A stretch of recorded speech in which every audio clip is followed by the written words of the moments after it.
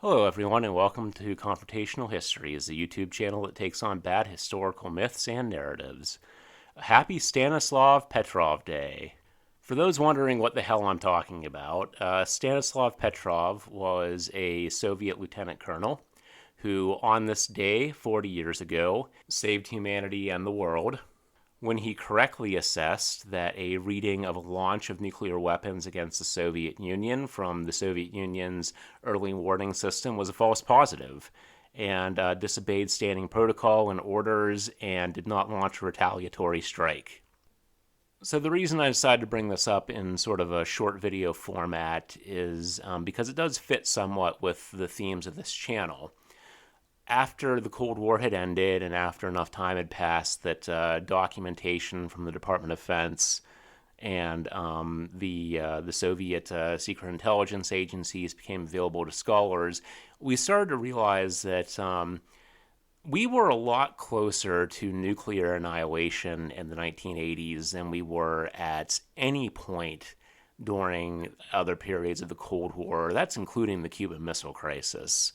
The Cuban Missile Crisis is, the most dramatic instance that people always think of when they think of a time that we could have had a full nuclear world-ending exchange between the two superpowers. But aside from the potentially explosive element of Nikita Khrushchev, Khrushchev was a deeply insecure man who was very paranoid and so therefore was seen as being too volatile by even a lot of his contemporaries to sit in the big chair in the Soviet Union. Although, to be fair to him, I suppose maybe you kind of had to have that personality aspect in order to survive as long as he did during the Stalinist period. A lot of people who were much less self-aware than Khrushchev was, or self-conscious, ended up meeting a firing squad or dying in a gulag.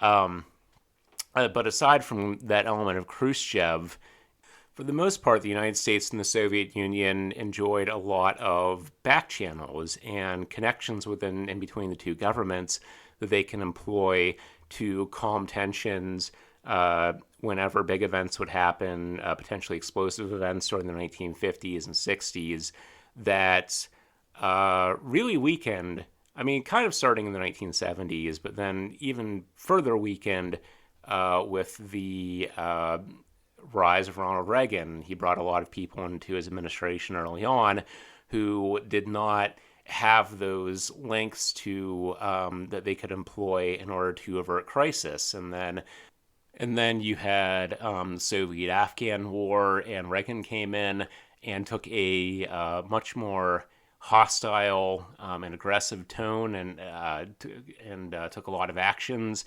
without letting the Soviets know ahead of time that these actions would be taken. And a lot of people in the Soviet Union read Ronald Reagan quite seriously and believed that war between the two superpowers was inevitable.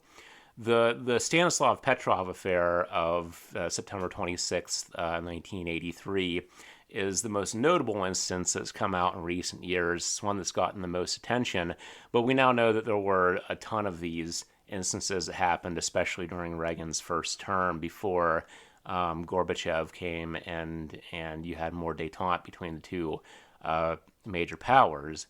So again, today we honor Lieutenant Colonel Stanislav Petrov and his contribution to saving humanity.